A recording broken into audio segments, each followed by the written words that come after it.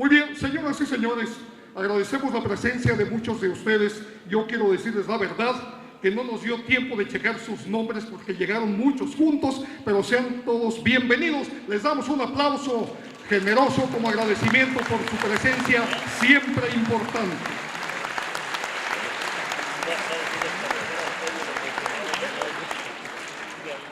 Juan Hugo de la Rosa, está con nosotros el señor Juan Hugo de la Rosa García, presidente del PRD en el Estado de México. Gracias.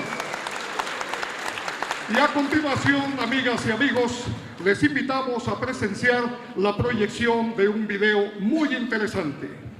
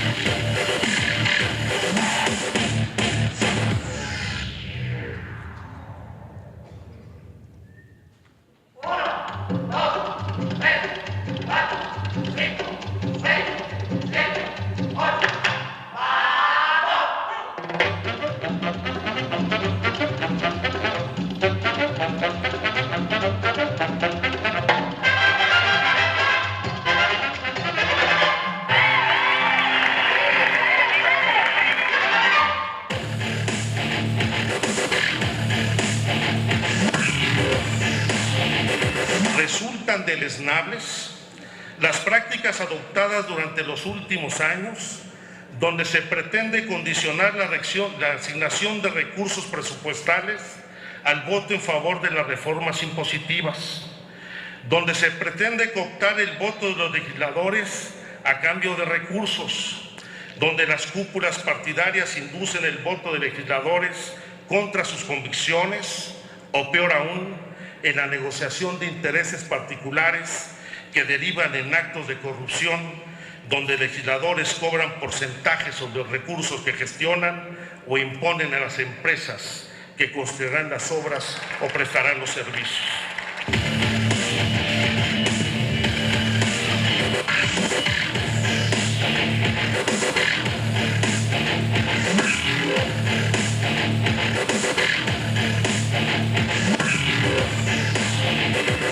Hoy, con esta reforma, se le da sepultura definitiva a la revolución que le dio identidad y de la cual surgió el nacionalismo revolucionario, que hoy ya no existe en el PRI, el cual ha traicionado sus principales valores. Ese es el debate real del día de hoy. Ya es la primera vez en este país donde enfrentamos una reforma con un verdadero contenido de clase, donde en aras de mantener un privilegio para unos cuantos, se afecta el interés de la mayoría trabajadora del país. Pero los días históricos los marcan las hazañas, las derrotas o las tragedias. Y hoy los trabajadores, la inmensa mayoría de los mexicanos, están viviendo un día de verdadera tragedia, porque estamos llegando, sin lugar a dudas, a la consumación del mayor agravio que hayan vivido los trabajadores mexicanos desde 1917.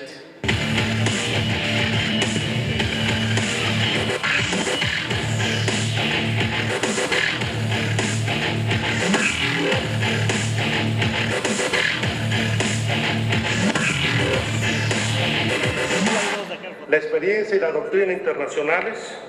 han demostrado que la existencia de medios de comunicación libres, independientes y plurales son esenciales para el adecuado funcionamiento de una sociedad democrática. Los medios, en tanto concesiones públicas, deben atender las políticas de Estado, no las de gobierno, y estas a su vez deben establecerse de las necesidades del conjunto de la población. Los medios permisionados deben definirse claramente como medios públicos de Estado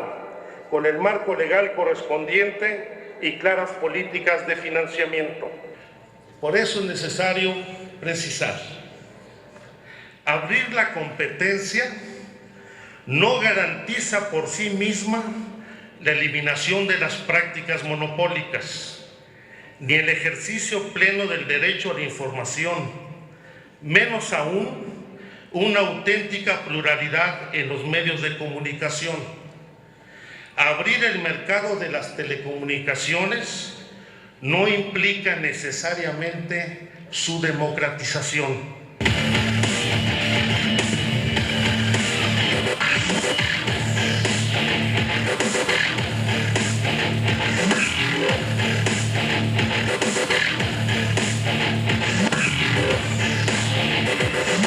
El gobierno federal pretende imponer una política eminentemente recaudatoria para mitigar el boquete fiscal que implicaría el cambio de régimen impositivo de Pemex y que rompe ya con el dogma del déficit cero, alentando el endeudamiento nacional y cargando de nueva cuenta la mano, como siempre, a los causantes cautivos, a los sectores medios y en particular al ingreso de los trabajadores. A lo largo de las 3 últimas décadas, independientemente de la alternancia que se ha registrado en el gobierno federal, tanto las administraciones del PRI como las del Partido Acción Nacional, hemos asistido lo mismo al error de diciembre de 1994 que derivó en el efecto tequila, que al catarrito del señor Agustín Carces, que duró la friolera de 2 años entre el 2008 y el 2009. Hemos pasado por la política del bocho, hotel y changarro, a la de ahí te dejo estos 6,000 pesos, paga la renta, el teléfono y hasta el club. Y ahora, con los nuevos teóricos del neoliberalismo, a nuevos principios económicos, donde ya lo pasado no me interesa. No se trata de imponer tal o cual gravamen, sino de si estos darán respuesta al nulo crecimiento de nuestra economía, a la generación de empleos, a la recuperación de los salarios reales y a frenar la tendencia recesiva de nuestra economía, lo que con estas medidas no va a suceder. Por ello seguiremos pugnando y defendiendo nuestras convicciones y el proyecto que representamos, y por ello votaremos en contra del dictamen que hoy se ha presentado.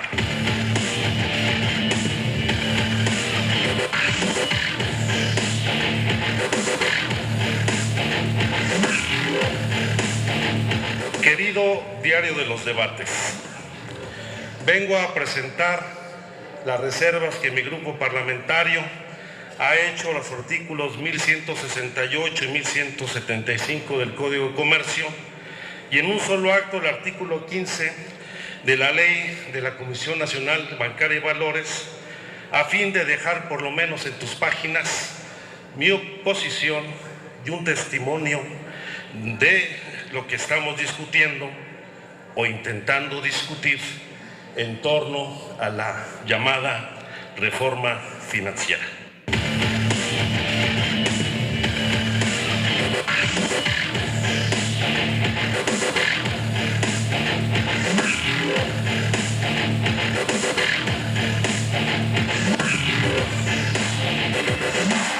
México demanda hoy una transformación profunda de su régimen político que nuevas reformas electorales no pueden ofrecer. Para ello, es necesario crear condiciones legales y políticas que permitan la construcción de nuevas reglas claras y definitivas para regir los asuntos de la vida pública del país. Estamos ante una realidad indiscutible. Se ha agotado el sistema presidencialista que en el pasado se apoyaba en la hegemonía de un partido y que por más que se pretenda restaurar, la pluralidad característica de la sociedad mexicana obliga a transitar hacia un sistema democrático con los equilibrios propios de una república federal y representativa que garanticen estabilidad, certidumbre y gobernabilidad política. Se trata de concretar la aspiración de un gobierno representativo que limite el ejercicio del poder público y ensanche los derechos y garantías de los ciudadanos.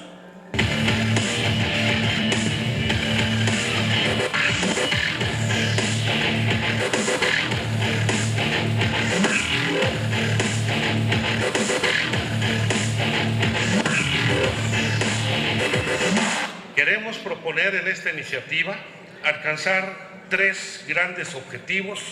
buscados por los habitantes de la ciudad a lo largo de la historia. Primero, la transformación de la naturaleza constitucional de la Ciudad de México para transitar a un modelo de un distrito federal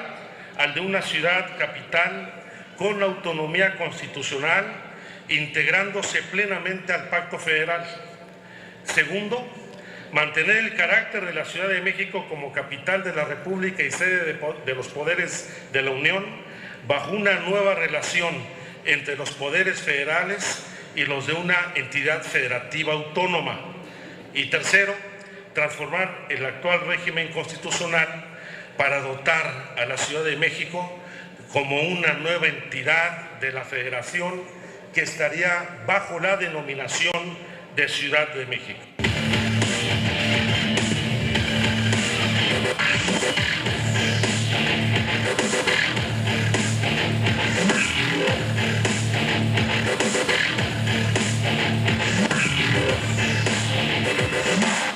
Este documento, este dictamen, el proyecto de dictamen que estamos discutiendo,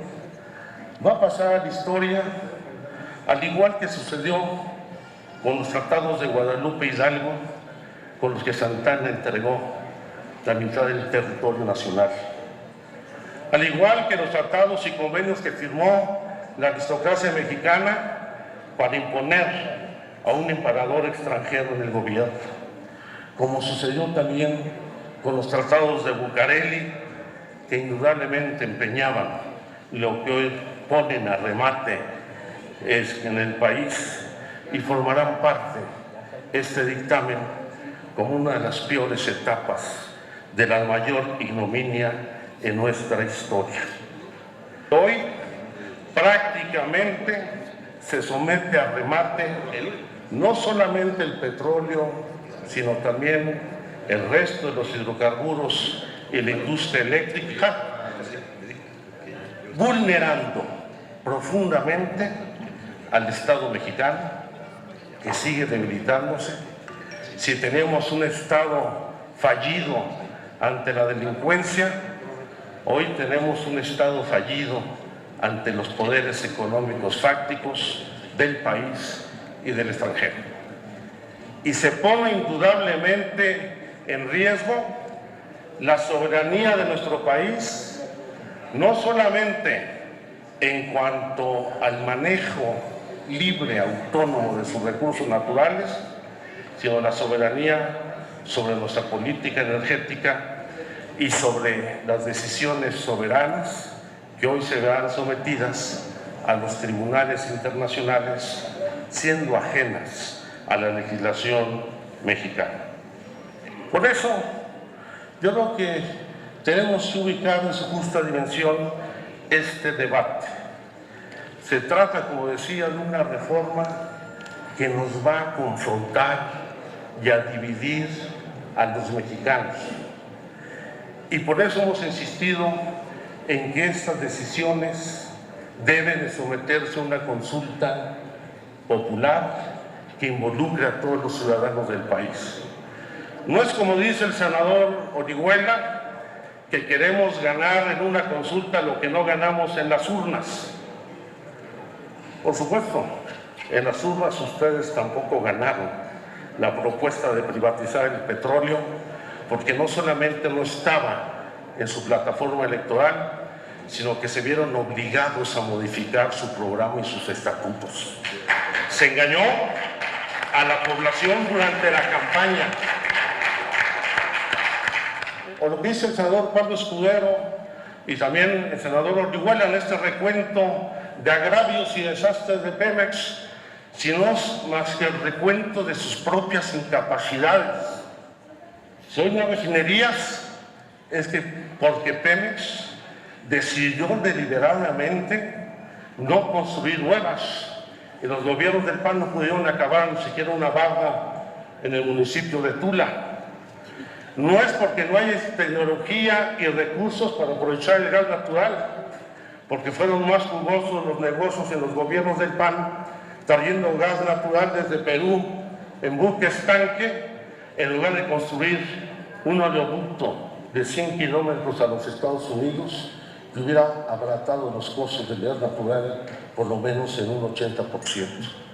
Y no nos vengan hoy a decir quienes corrompieron a Pemex, que han sido los gobiernos del PRI y del PAN, que esta privatización es para acabar con la corrupción, cuando los corruptos han sido ustedes mismos, porque el presidente del Comité de Administración de Pemex siempre ha sido el presidente de la República. Eso es lo que hay que decirle a los mexicanas y a los mexicanos.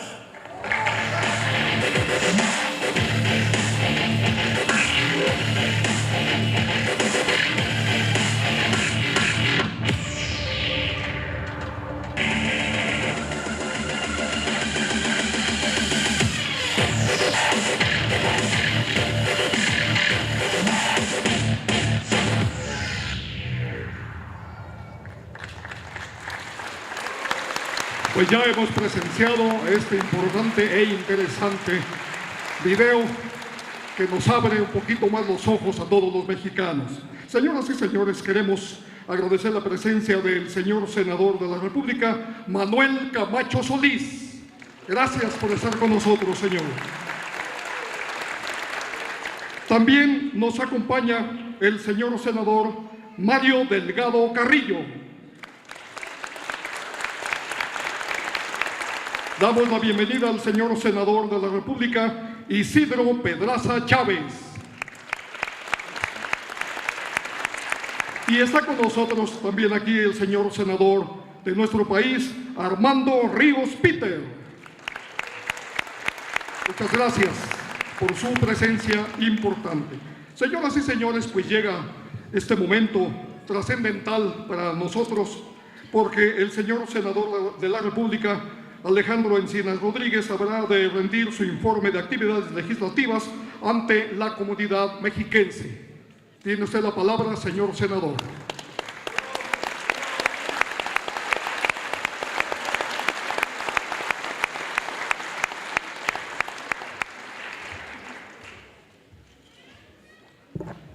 Bueno, en primer lugar,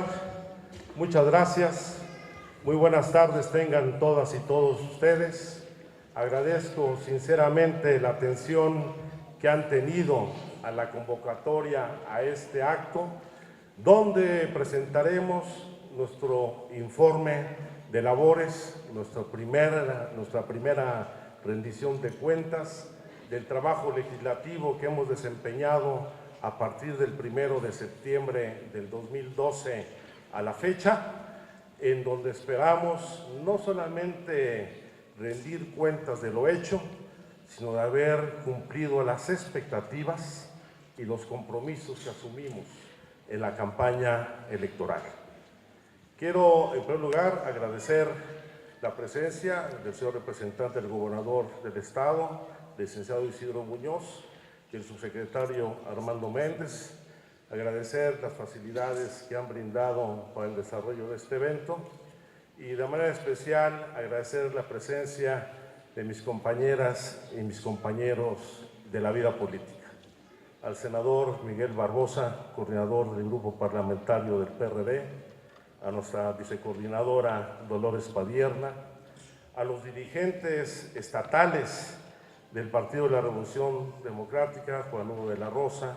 del Partido del Trabajo, del Movimiento Ciudadano, de Morena, está aquí también su compañero Pedro Centeno, a distintos diputados locales. Hoy no nos pudieron acompañar los diputados federales del Estado de México porque están en su reunión plenaria, pero están nuestras compañeras y compañeros diputados locales. En particular, quiero expresarle todo mi aprecio y mi solidaridad al diputado Octavio,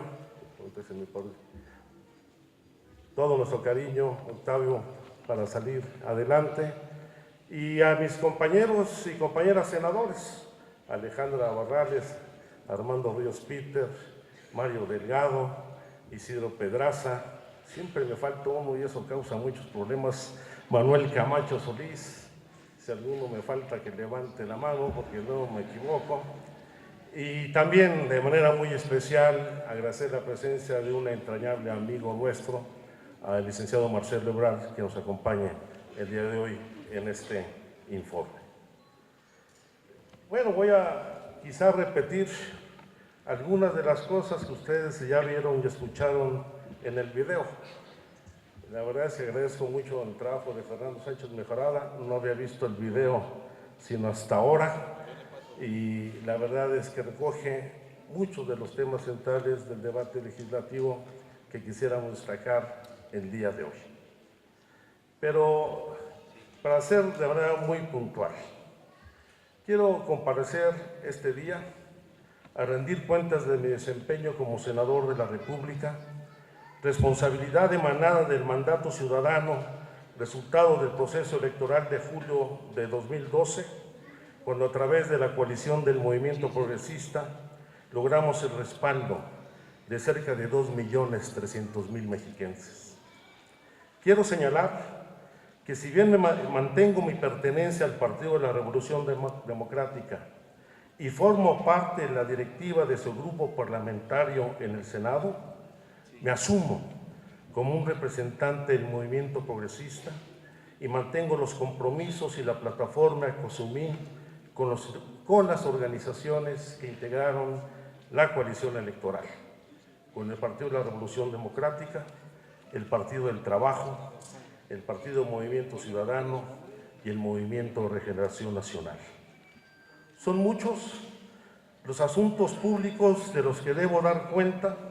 mas no quiero reproducir el formato tradicional de hacer un recuento de mis actividades legislativas. Basta señalar que participo en 5 comisiones del Senado, que he asistido a la totalidad de las 106 sesiones que se han llevado a cabo, que he presentado 58 iniciativas, 41 puntos de acuerdo y he atendido 531 asuntos de gestión social, de las cuales pueden encontrar los datos puntuales en el informe que les haremos llegar de manera impresa al momento de terminar este evento. Sin embargo, quisiera abordar 2 grandes ejes de este informe. El primero de ellos es referente a la agenda de nuestro Estado,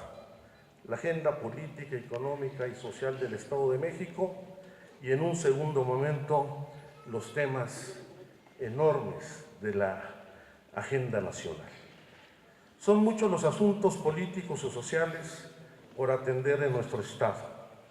como son los temas vinculados con el despojo de tierras a los ejidatarios de San Pedro Totoltepec para la ampliación del aeropuerto de Toluca,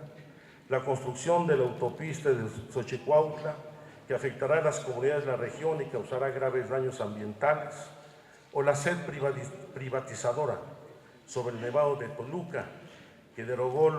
el decreto que lo reconocía como Parque Nacional, entre otros muchos. Sin embargo, quiero destacar 2 aspectos fundamentales que aquejan a nuestro Estado y que son reflejos de lo que acontece en el país: la inseguridad y la desigualdad. En primer lugar, quiero referirme a la ola de violencia e inseguridad que vivimos y que ha puesto en riesgo la gobernabilidad y el Estado de Derecho en diversas regiones de México y en nuestra entidad. El Sistema Nacional de Seguridad Pública reportó en noviembre pasado que el Estado de México es una de las entidades más peligrosas del país, donde se registra el mayor número de robos de vehículo, 133 vehículos por cada 100,000 habitantes, y donde las extorsiones han alcanzado una cifra superior a las 1.700, ocupando además el segundo lugar en homicidios intencionales, solo después del estado de Guerrero. De acuerdo al Instituto Nacional de Estadística, Geografía e Informática, 6 de cada 10 personas a nivel nacional identifican la inseguridad como su principal preocupación, pero en el Estado de México esta cifra aumenta a 7 de cada 10 ciudadanos. Cientos de mexicanos se han levantado en armas. El surgimiento de grupos de autodefensa o policías comunitarias que pretenden detener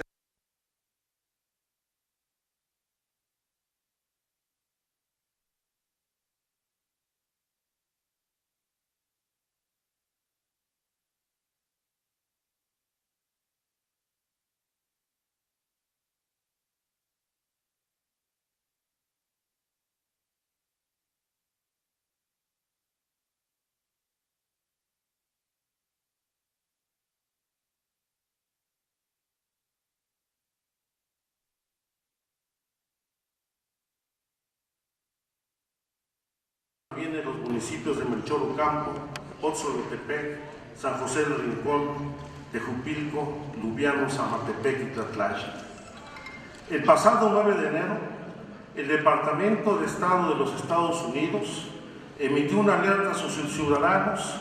para que no viajen por carretera a diversos estados del país y a diferir los viajes no esenciales, entre otros al Estado de México, por la amenaza que representan las organizaciones involucradas en el crimen organizado y ante la incapacidad del Estado para brindar seguridad y protección a los ciudadanos. En julio del año pasado, la representante de México del Consejo de Derechos Humanos de las Naciones Unidas aseguró que la violencia contra las mujeres alcanza niveles alarmantes. 55% de las mujeres mexiquenses sufren de violencia. Es la más alta del país, y eso que solo se denuncian 9 de cada 100 casos de denuncia. Por eso, hoy hago un llamado respetuoso al gobierno del Estado de México a reconocer la existencia de este problema. Reconocer su existencia es dar el primer paso para su solución. Y una medida importante sería atender la demanda de los grupos feministas y las organizaciones defensoras de los derechos humanos a emitir de inmediato la alerta de género para proteger a las mujeres mexiquenses. Otro de los flagelos que atacan a nuestro Estado son los altos niveles de pobreza y desigualdad. Nuestro Estado encabeza a las entidades donde la marginación se incrementó en el último año. De acuerdo con el Consejo Nacional de Evaluación, el Estado de México pasó de contar con 6.712.000 ciudadanos en condición de pobreza a 7.328.000, ubicándose como la entidad con más población pobre en el país. Al mismo tiempo, la Encuesta Nacional de Ocupación Económica 2013 señala que el Estado es la entidad con el mayor número de desempleo, con cerca de 442.000 personas que no encuentran trabajo, mientras 2.200.000 personas trabajan en el sector informal de la economía y 1.200.000 mexiquenses no cuentan con los ingresos mínimos para adquirir la canasta básica. Ello constituye una paradoja, pues siendo el Estado de México una de las entidades más industrializadas y la segunda en contribuir al ingreso nacional,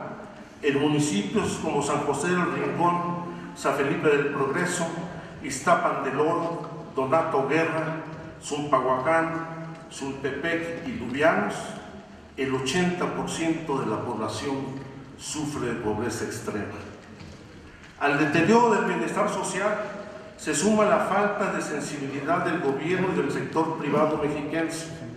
particularmente la voracidad del monopolio del transporte, el cual en los últimos 3 años ha incrementado en 63% el costo del pasaje, convirtiendo al Estado de México en la entidad donde se cobran las tarifas más elevadas del país. Estos y muchos otros temas podríamos abordar sobre la problemática de nuestro Estado. Sin embargo, quisiera compartir con ustedes una reflexión sobre los debates y temas abordados en el Congreso y el alcance que las recientes reformas constitucionales tendrán en la reconfiguración del poder político y del poder económico en México, así como en la vida de todos los mexicanos. En el Senado de la República, pese a nuestra condición de minoría y a la imposición de una agenda conservadora, el grupo parlamentario del PRD ha podido avanzar en algunos temas importantes que buscan ampliar el régimen de garantías y libertades de los ciudadanos, así como enfrentar algunos de los males endémicos que aquejan a la vida pública de nuestro país. Hemos puesto especial atención en la lucha contra la corrupción, rasgo distintivo de nuestro sistema político que se ha constituido en una forma de gobierno que se desarrolla con absoluta impunidad. México ocupa el lugar 105 de un total de 176 países y una calificación de 3.4 en el índice de percepción de la corrupción 2012 que emite Transparencia Internacional. La corrupción es un fenómeno social, político y económico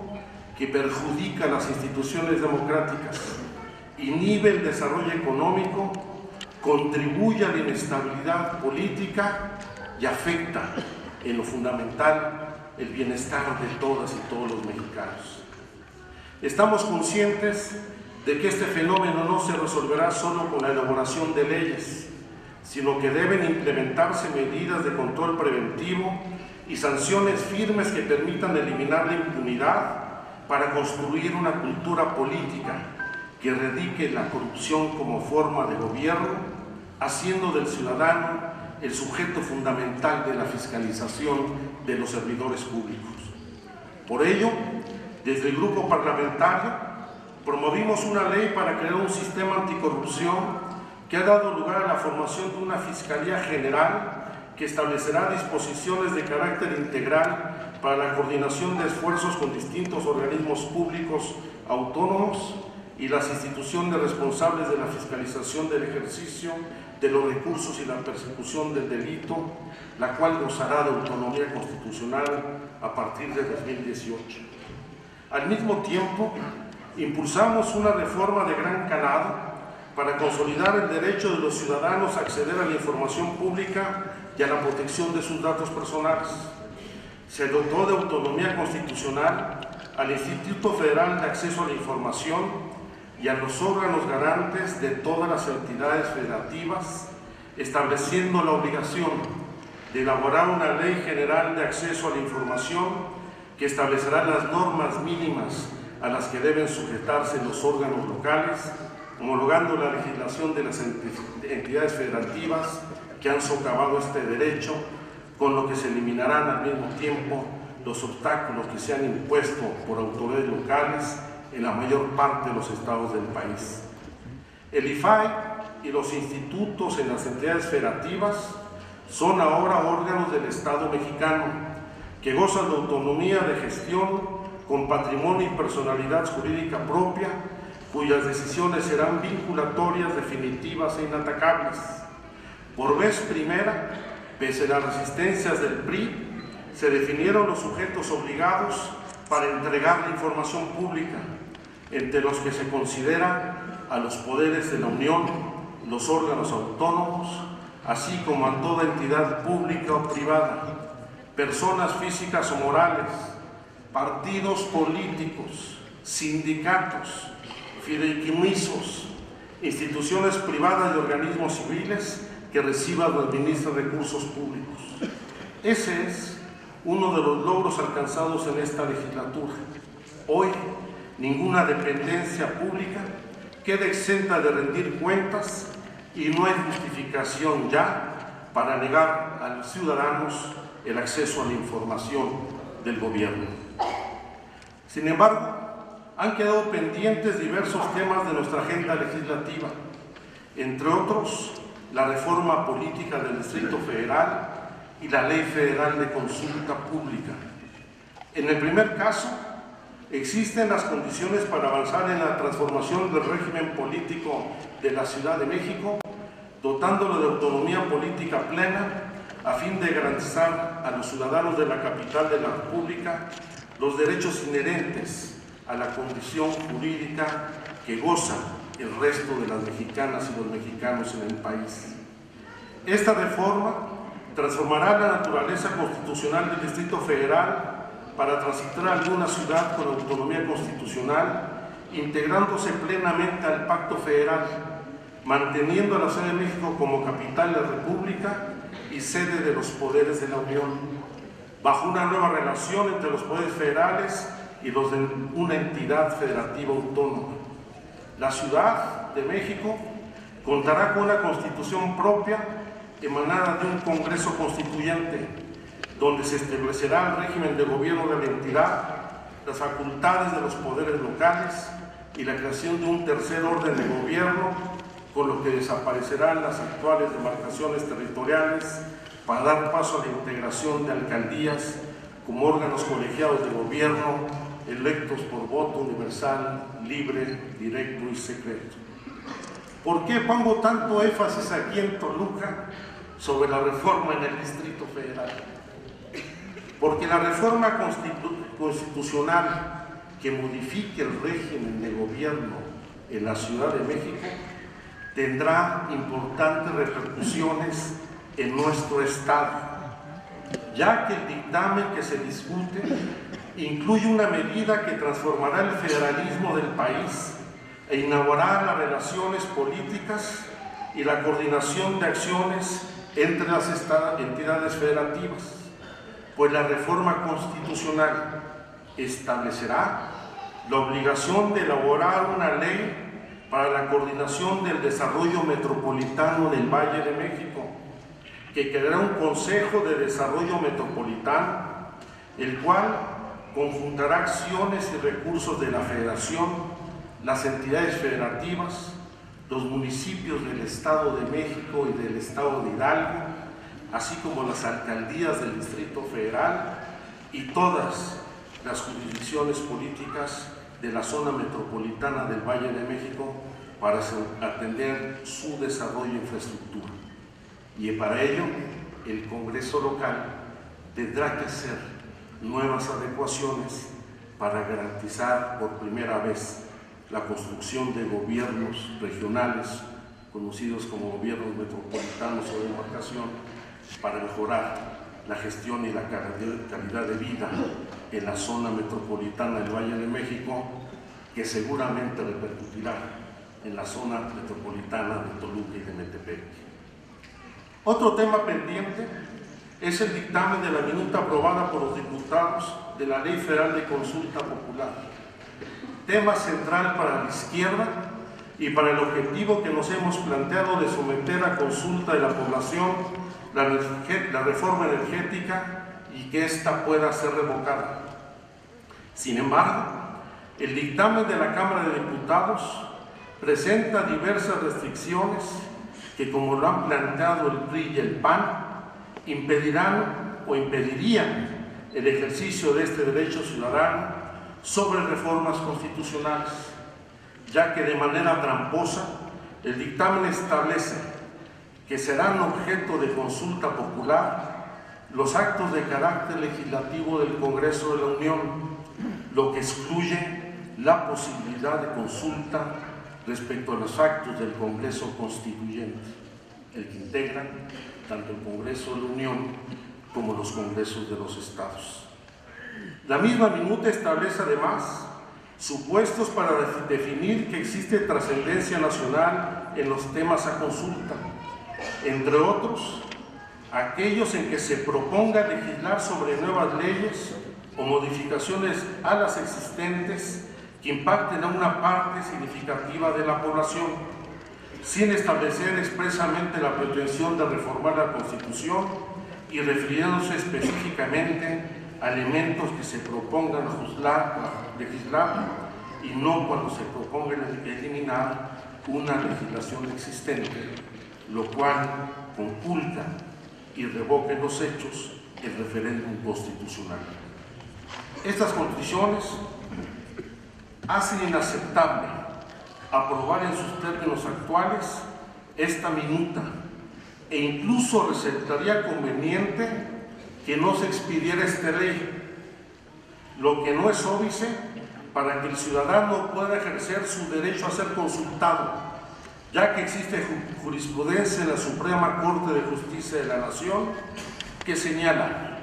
que las normas constitucionales aún no concretizadas por el legislador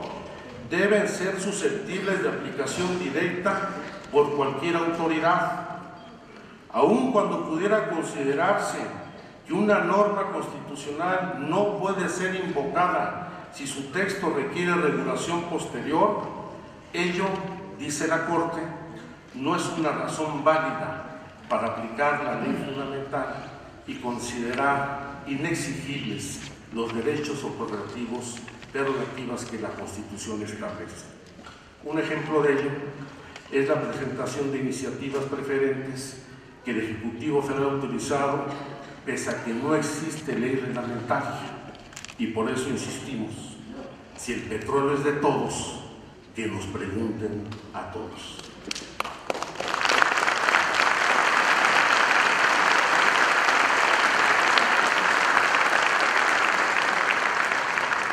Se han realizado un sinnúmero de reformas constitucionales en esta legislatura,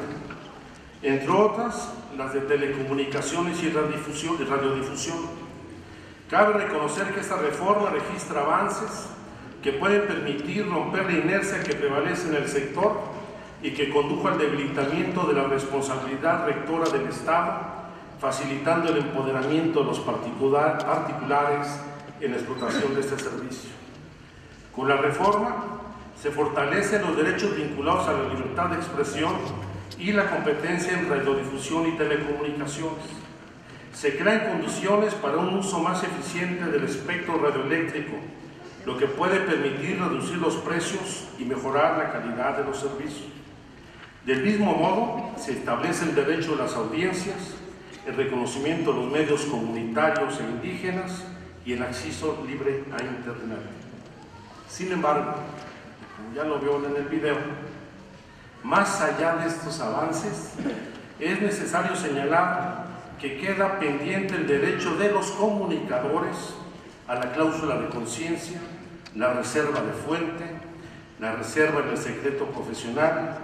y la protección contra la censura. Hay que precisar que abrir la competencia en los medios no garantiza en sí misma la eliminación de las prácticas monopólicas, el ejercicio pleno del derecho a la información,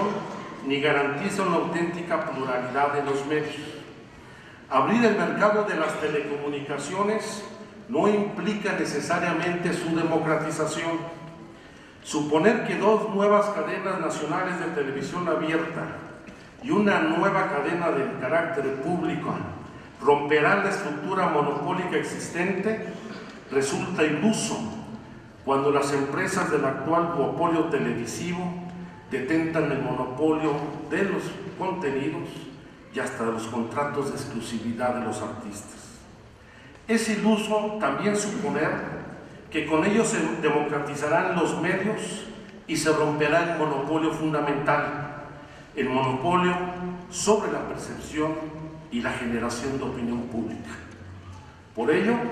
el Estado está obligado a construir un orden democrático, fundado en el control de los abusos que derivan de la concentración del espacio radioeléctrico, ya que es en ese sector donde se encuentran los monopolios más poderosos y las mayores resistencias al cambio. La libertad de expresión y la existencia de medios de comunicación independientes y plurales son condición para el funcionamiento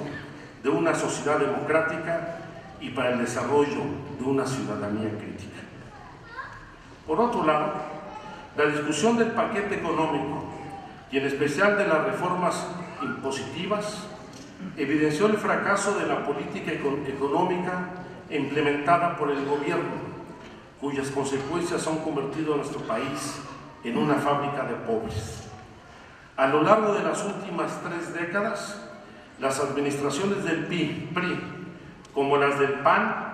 han aplicado el mismo modelo económico y las diferencias entre ambas administraciones se derivan de los matices que adquiere la política económica ante la coyuntura económica. La llamada reforma social y hacendaria solo fue una miscelánea fiscal caracterizada por una combinación negativa de impuestos que alentarán la recesión económica y profundizarán la desigualdad social. Si bien se estableció una mayor progresividad en el impuesto sobre la renta, se acotó la consolidación fiscal, se agravaron las utilidades de las personas físicas en la Bolsa Mexicana de Valores, se estableció un impuesto a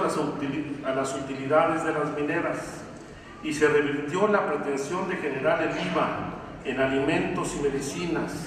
gravar las colegiaturas y la compra y renta de viviendas, así como de las hipotecas, el modelo hacendario y fiscal no se modificó en su esencia. Por eso consideramos que no se trata de imponer tal o cual impuesto, sino de pensar si estos serán redistributivos y si darán respuesta al nulo crecimiento de la economía, a la generación de empleos y a la recuperación de los salarios, lo que con estas medidas no va a suceder, como lo han demostrado 3 décadas consecutivas de contención salarial que han registrado una caída del 74% del poder adquisitivo de los salarios. La reforma financiera introdujo 2 asuntos que dan cuenta de la fuerza y el poder de los bancos. La iniciativa del Ejecutivo Federal introdujo 2 figuras que atentan contra las garantías y libertades de los ciudadanos. Estas medidas son el arraigo precautorio y el secuestro de bienes.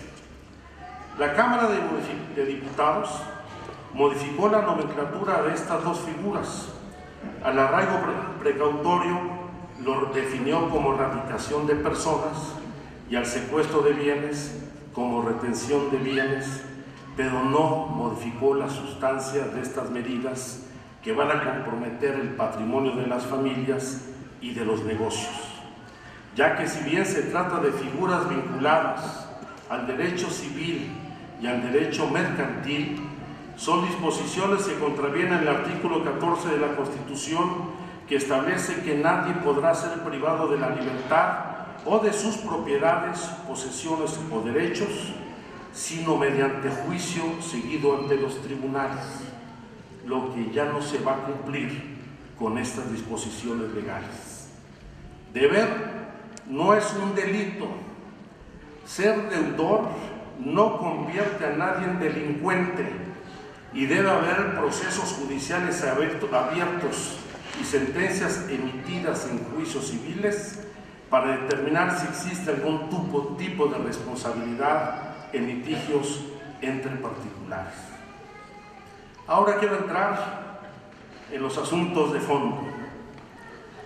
en los asuntos que a mi juicio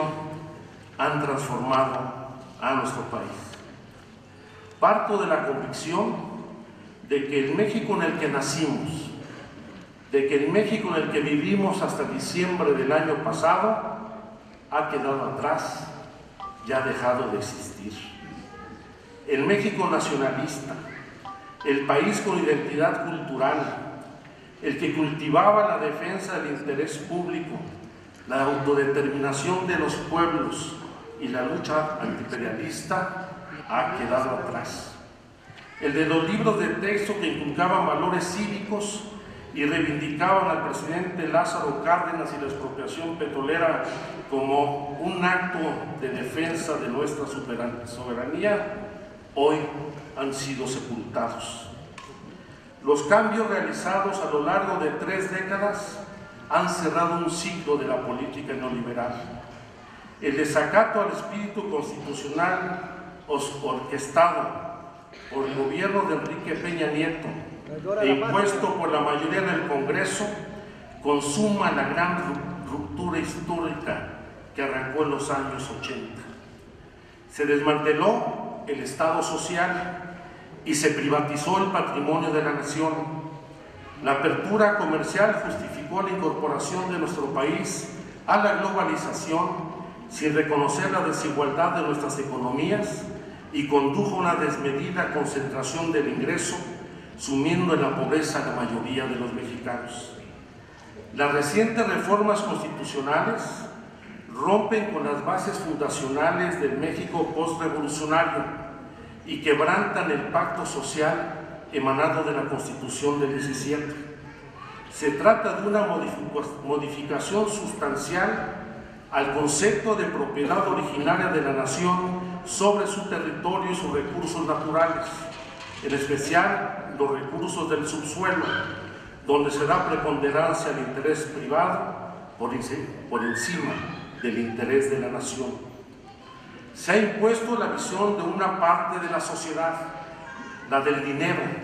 la de los privilegios, la que detenta el poder público y el poder económico del país, lo que tensa las relaciones de convivencia entre los mexicanos y desmorona la noción de igualdad entre los individuos dentro de la democracia occidental, restableciendo el elemento básico de la lucha de clases, el de la sobrevivencia. Estamos ante la reconfiguración del poder político y del poder económico en México. Se ha gestado una coalición conservadora subordinada a los poderes económicos locales y transnacionales que ha cedido poder y soberanía. Asistimos al reacomodo de las corporaciones y de los grupos económicos, donde las reformas en telecomunicaciones y en energía consolidarán una poderosa oligarquía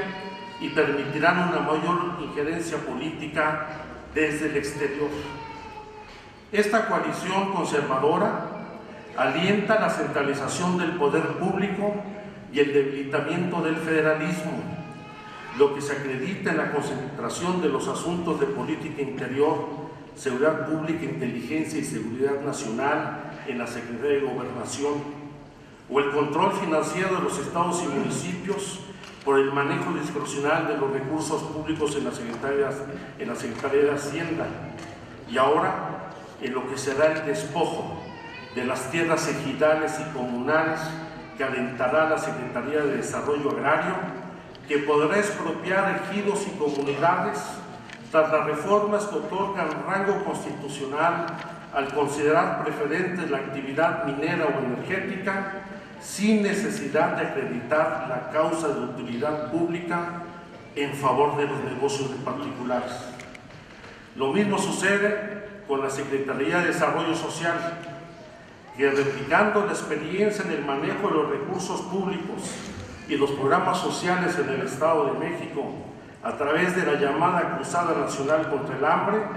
busca el control de los beneficiarios de estos programas, condicionando los apoyos sociales a comprometer el voto a favor del PRI. Se han desmantelado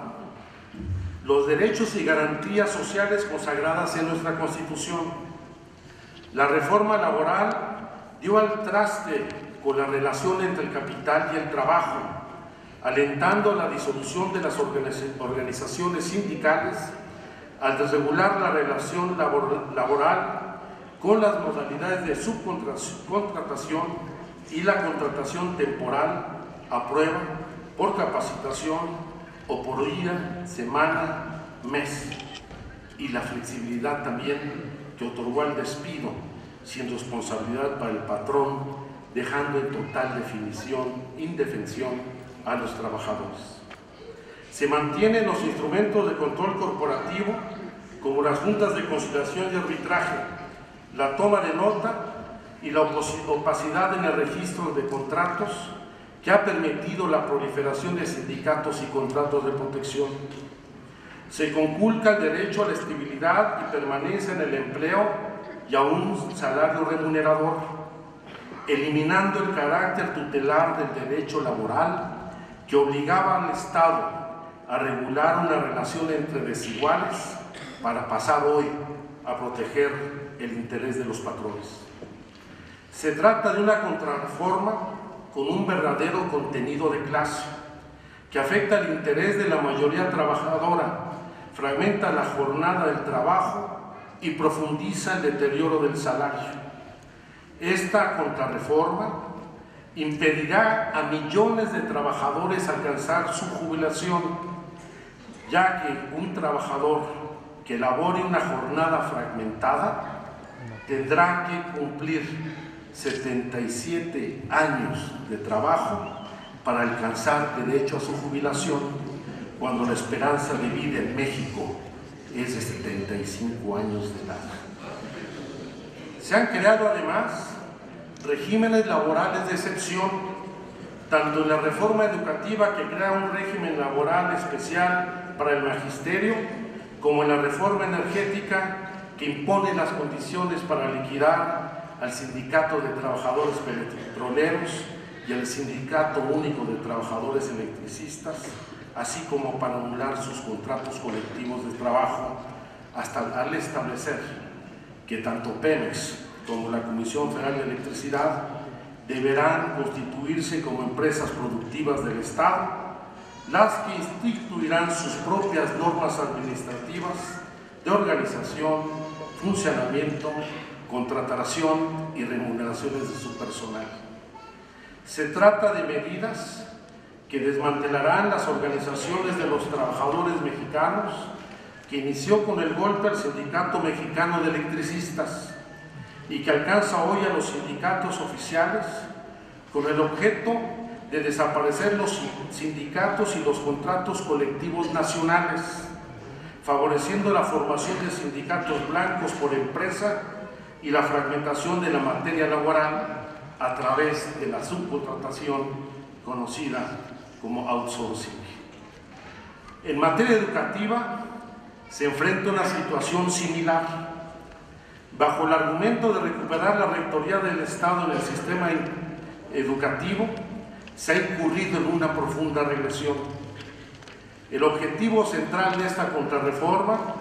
es recuperar el control corporativo del magisterio, de sus plazas y del sistema educativo que el mismo gobierno alentó bajo el cacicazgo del Bester Gordillo, manteniendo intacta dentro del CENTE la estructura del elpismo. Claro, con el expediente en el escritorio de todos los viejos compañeros del Bester Gordillo. Los trabajadores de la educación pierden su carácter de trabajadores y se convierten en sujetos administrativos, y van a perder sus conquistas laborales, ya que la reforma las suprime al establecer que se derogan todas las disposiciones, entre estas las condiciones generales de trabajo, que contravengan lo dispuesto en la ley. Así, el ingreso, la formación, la promoción y permanencia en el empleo se convierten en asuntos administrativos, dejando en manos de la autoridad educativa el manejo discrecional de estas normas, llegando al extremo, al igual que en la reforma laboral, de establecer el outsourcing magisterial, al permitir contratos por tiempo fijo, el nombramiento provisional para cubrir vacantes y el contrato por horas, fraccionando el salario de los maestros, legalizando también el derecho al despido por parte de la autoridad sin ejercer la garantía de juicio de audiencia prevista en la ley. La reforma energética consumó el despojo de los recursos del subsuelo de la nación al poner en manos del capital privado, predominantemente transnacional, el petróleo, los hidrocarburos y la electricidad. A lo largo de varios años se impuso una estrategia que conjugó una campaña de comunicación que mintió a la población sobre los verdaderos alcances de la propuesta gubernamental, con la evaluación sistemática del nivel de rechazo de la población y de la capacidad de movilización de los partidos opositores a la reforma, la cual no se logró, lo que permitió profundizar los alcances de esta contrarreforma. La propuesta inicial de abrir el sector energético a los contratos de utilidad compartida se modificó para liberar las modalidades de contratación, entre otras, los contratos de servicios y de producción compartida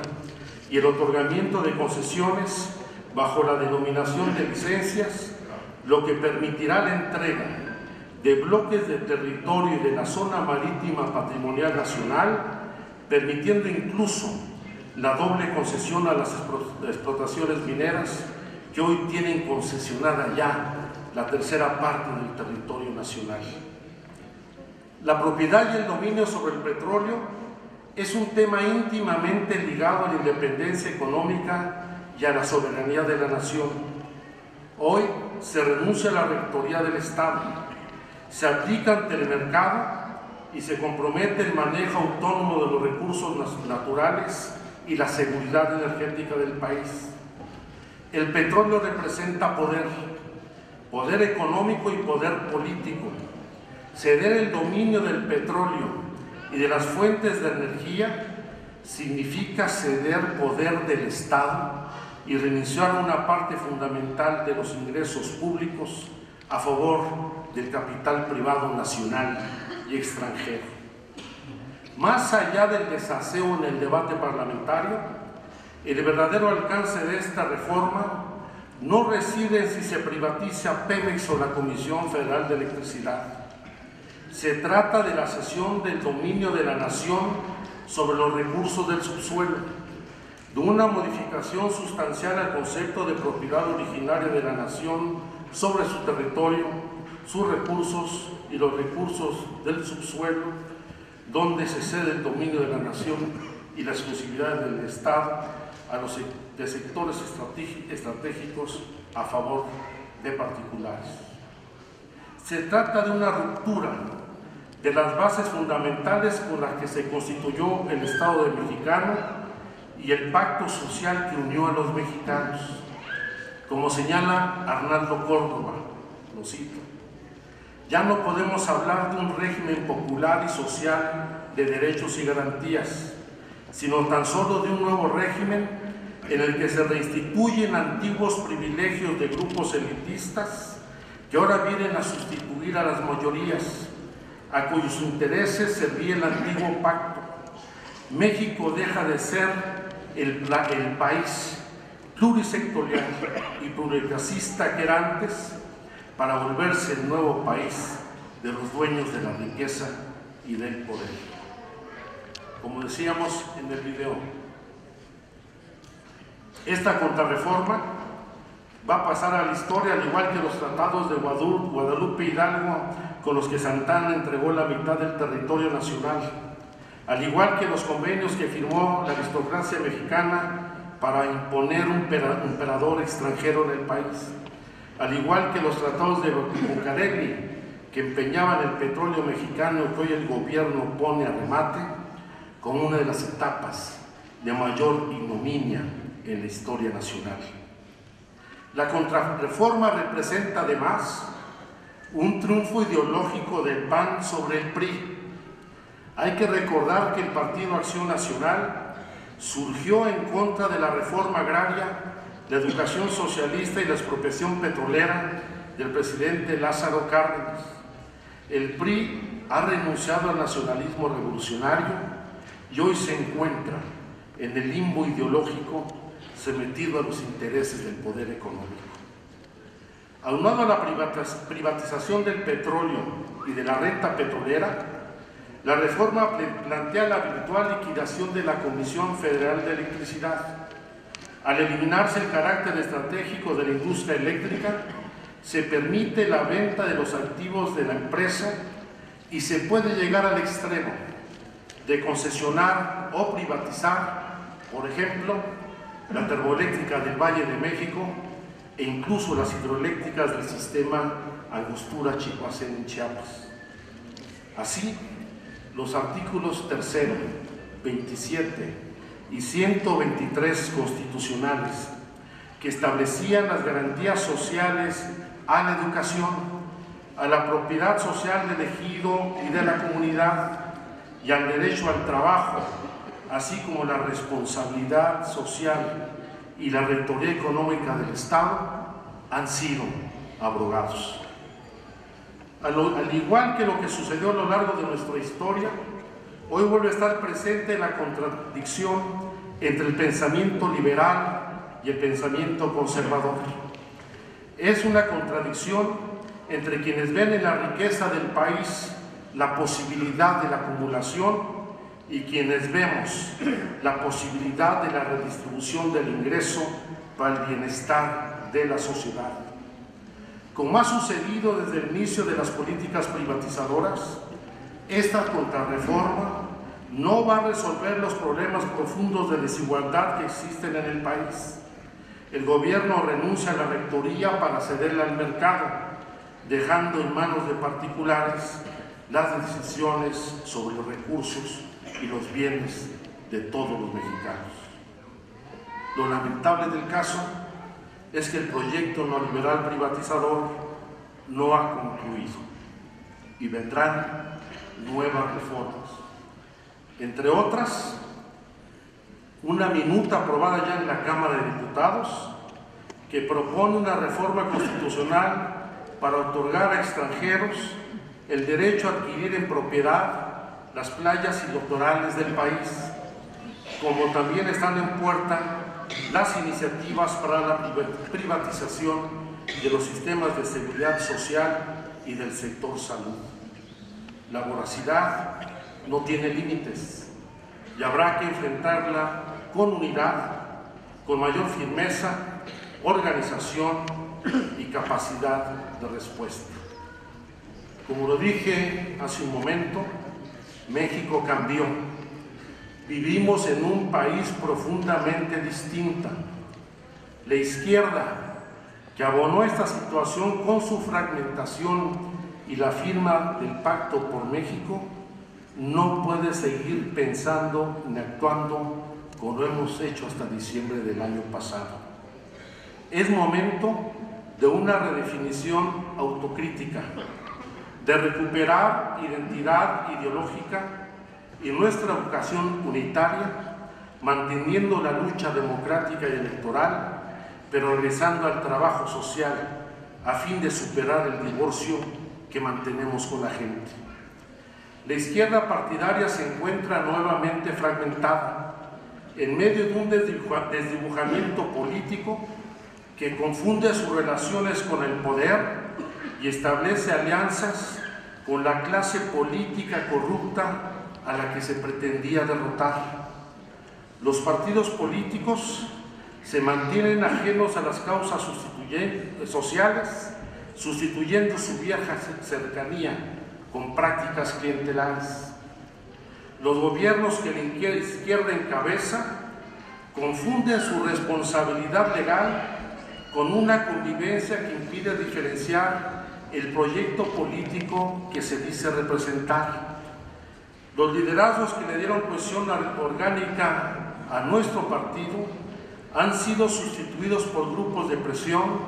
que han impuesto un modelo de disciplina sujeto a la subordinación del dirigente o el grupo, fortaleciendo a la partidocracia. Viejos y nuevos problemas que en conjunto allanaron el camino para imponer las contrarreformas neoliberales. Por ello considero que las izquierdas debemos asumir que hemos sufrido una derrota política, ideológica y cultural. Política, porque pega en el corazón de nuestro discurso, de nuestro proyecto político y de nuestra lucha por las reivindicaciones sociales. Se ha desmantelado el régimen de garantías y derechos sociales consagrados en la Constitución. Se entregan los recursos naturales de la nación a particulares. Se renuncia a la rectoría económica y a las responsabilidades del Estado. Y se da cuenta de nuestras divisiones, del descrédito e incapacidades orgánicas que tenemos para convocar a la sociedad para defender causas justas, mientras se consolida una coalición conservadora subordinada al poder económico. Se trata de una derrota ideológica y cultural porque afecta nuestra autonomía política por el manejo inadecuado de nuestras relaciones con el poder. La derecha ha impuesto una visión que privilegia el interés privado sobre el público, que alienta la cultura del individualismo, la competencia, la aspiración y el consumo por encima del ser colectivo, de la solidaridad y de la convivencia comunitaria. Se han transformado los valores de identidad con el país. No se trata, como sostiene la derecha, de reivindicar un nacionalismo trasnochado, sino de enfrentar la imposición de un patrón de valores que pretenden establecer un pensamiento único, cultivando la noción del ciudadano apátrida. Se trata de una derrota de la izquierda que debe replantear nuestra forma de pensar y de actuar. Es momento de recuperar nuestra identidad opositora y nuestra capacidad de indignación ante el abuso y la desigualdad. Reivindicar la noción del ser colectivo, del interés público y la solidaridad, rescatando valores cívicos que fortalezcan el sentido de pertenencia a nuestra nación. Por ello no comparto la posición del presidente nacional de nuestro partido, la de Jesús Zambrano, cuando el 16 de enero de este año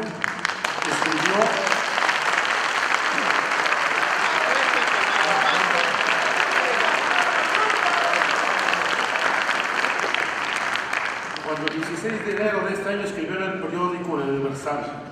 cito: "El Pacto por México arrojó resultados positivos para el país. Este acuerdo fue construido para responder al agotamiento del esquema de relaciones políticas, económicas y sociales que se había desplegado durante 30 años de neoliberalismo". Cuando a lo que hemos asistido y lo que estamos enfrentando justamente es la culminación del ciclo de reformas neoliberales y de debilitamiento del Estado que deriva de las iniciativas del pacto. Tampoco comparto su afirmación respecto a que se construyó un nuevo paradigma que permitió una nueva forma de hacer política en la que dice, subrayo: "En el PRD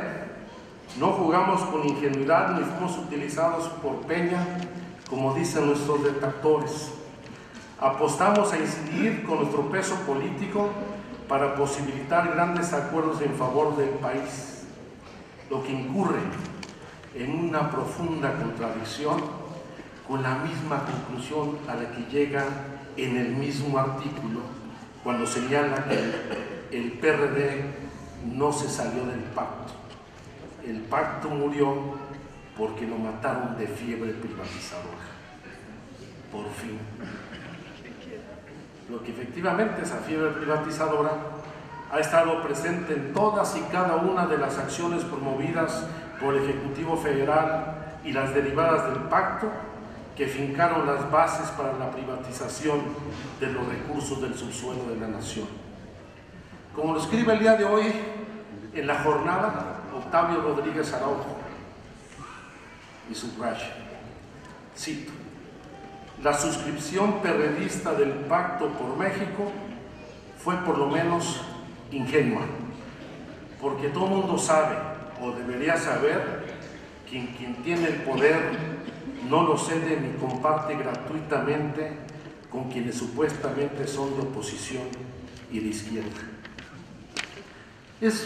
Basta escuchar también la intervención de Enrique Peña Nieto en el Foro de Davos en Suiza el pasado 23 de enero, cuando señala que la firma del Pacto por México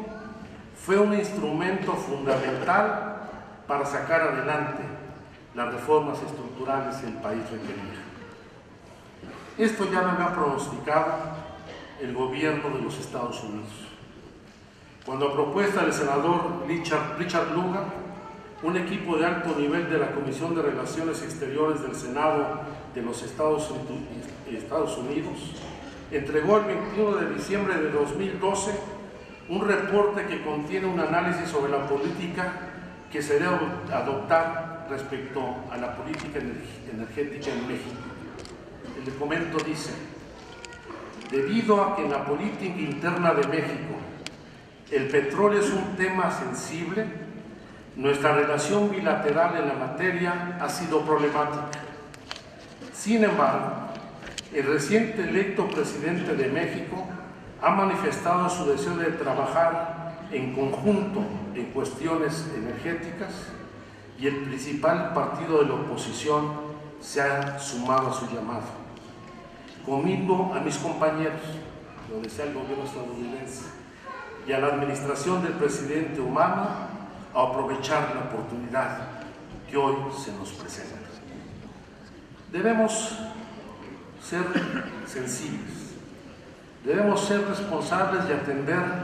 las múltiples críticas que se han hecho respecto a la participación del PRD en el Pacto por México, como las del padre Alejandro Solalinde y otras personalidades que dan cuenta de la percepción que existe en un amplio sector de la opinión pública respecto a que el PRD ha dejado de ser un partido opositor. La participación del PRD en el Pacto por México fue identificada como un factor de división interna y de acercamiento con el Ejecutivo Federal, que legitimó y allanó el camino a las reformas promovidas por el gobierno de Peña Nieto, que hacen prevalecer el régimen político vigente desde una concepción ajena a los principios de la izquierda y de nuestro partido. Retomo lo dicho por Adolfo Sánchez Rebolledo, a quien también cito. El Pacto por México, dice, es fruta caída del árbol de la izquierda. Le permitió al nuevo gobierno ganar tiempo, destrabar viejos cerrojos y reafirmar su razón de ser sin graves contratiempos. Pocos logros fuera del papel, ciertos avances particulares, pero la suma de los temas urgentes no hace de un listado una estrategia nacional. Lo más importante para Peña Nieto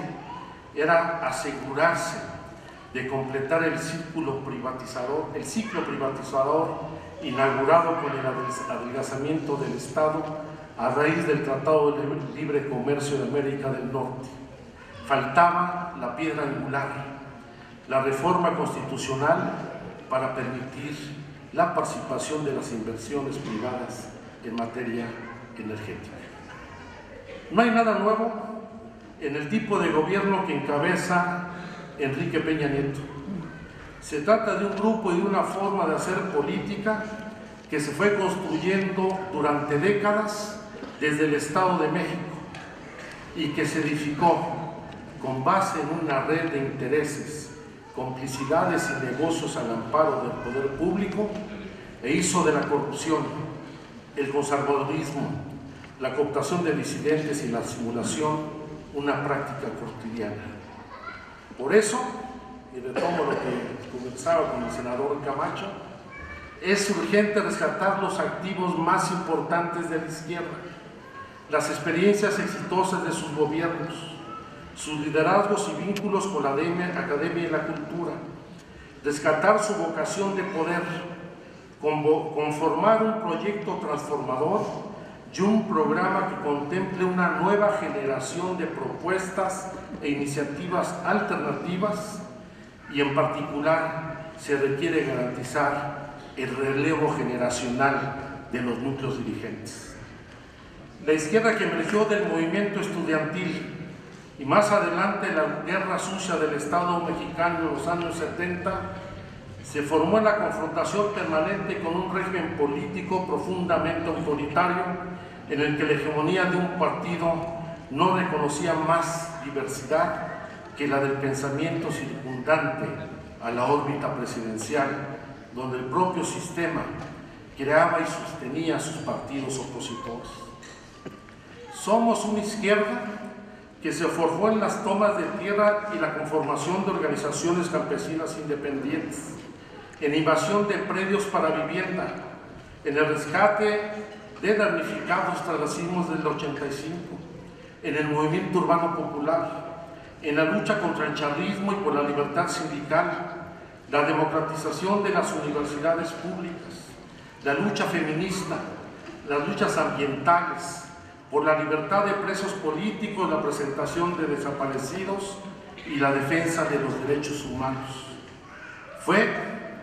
un proceso exitoso que permitió a las izquierdas salir de la ilegalidad y conformarse en una alternativa real y viable de gobierno. Sin embargo, esta izquierda hoy ha cumplido su ciclo. Debe replantearse el camino, trabajar desde abajo, reconstruir una plataforma que permita avanzar en la organización de nuevas redes y estructuras orgánicas para desplegar la iniciativa social, la resistencia y la autonomía política. Debe recuperarse el espíritu de lucha para confrontar al régimen de privilegios vigentes, para combatir las reformas desnacionalizadoras y para dar la batalla de las ideas contra el catecismo neoliberal, articulando nuevas formas de protección cívica. En un Estado democrático, donde los gobernantes son elegidos por la mayoría del pueblo, la soberanía de las decisiones reside en el pueblo. Cuando un gobierno no cumple con su responsabilidad y le da la espalda, el pueblo que representa la soberanía puede declararse en rebeldía, en desobediencia y puede cambiar su forma de gobierno.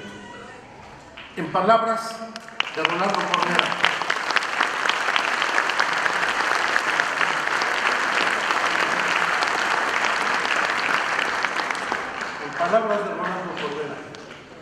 esta experiencia debía entenderse y cultivarse como fuente de nuevos emprendimientos de profundización democrática que corresponde convocar a la izquierda, hoy embargada por los extravíos y desvaríos que no han sabido encarar, como lo hizo en el pasado, y muchos suponemos que lo podría hacer hoy. Por eso, la consulta popular que hemos propuesto puede ser el eje articulador de un nuevo ciclo político para las izquierdas y un instrumento para recuperar su unidad. La izquierda no puede caer en el desencanto ni en el abandono de su espíritu transformador. Hoy menos que nunca podemos renunciar a nuestra lucha. La izquierda no puede mantenerse en la mediocridad y alentar el conformismo. Es preciso romper las inercias que la han fragmentado, recuperar su unidad orgánica, pero fundamentalmente enfrentar el proyecto conservador que pretende instaurar un proyecto transeccional fincado en el autoritarismo de una presidencia imperial. A lo largo de nuestra historia hemos sabido enfrentar la adversidad y salir adelante, como sucedió tras la represión al movimiento estudiantil, la guerra sucia y los fraudes electorales que nos despojaron de la presidencia de la República. Hemos sabido enfrentar y encarar la adversidad, y aquí tenemos presente un buen ejemplo de ello. A nuestro compañero Miguel Barbosa, a quien reconozco su estoicismo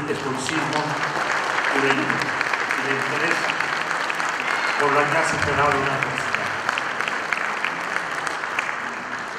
La izquierda no puede claudicar,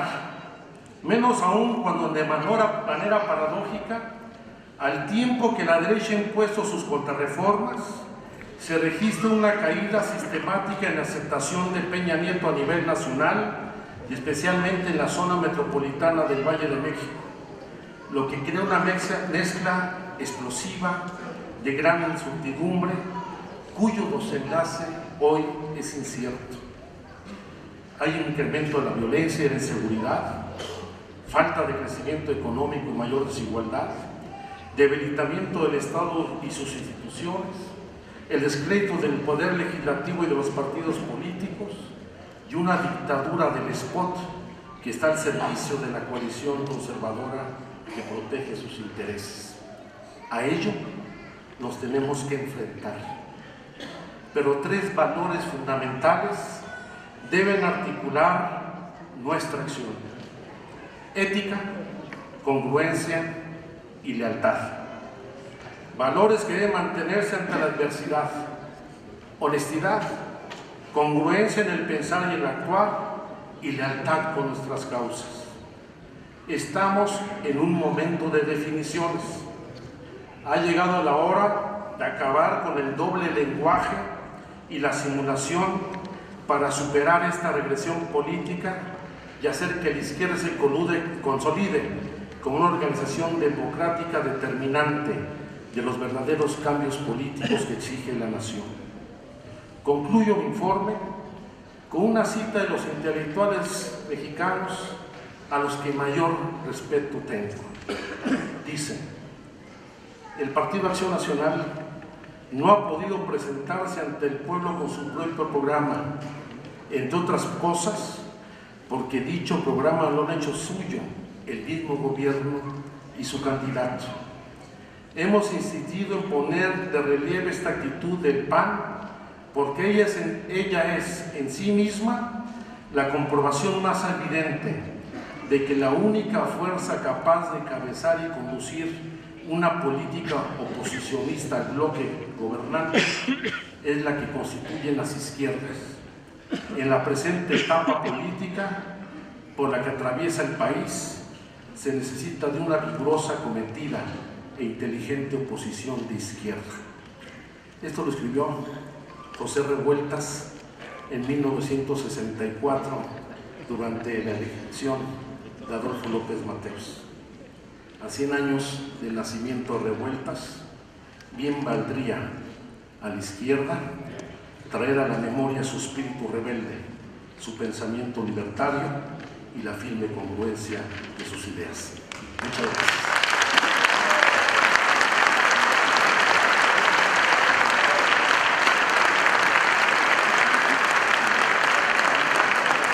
Hemos escuchado ya, señoras y señores, este informe claro, profundo, analíticamente crítico, que el señor senador Alejandro Encinas Rodríguez ha entregado a la comunidad mexiquense. Muchas felicidades, señor senador. Para concluir esta ceremonia que ha enmarcado la entrega del primer informe legislativo del señor senador Encinas Rodríguez,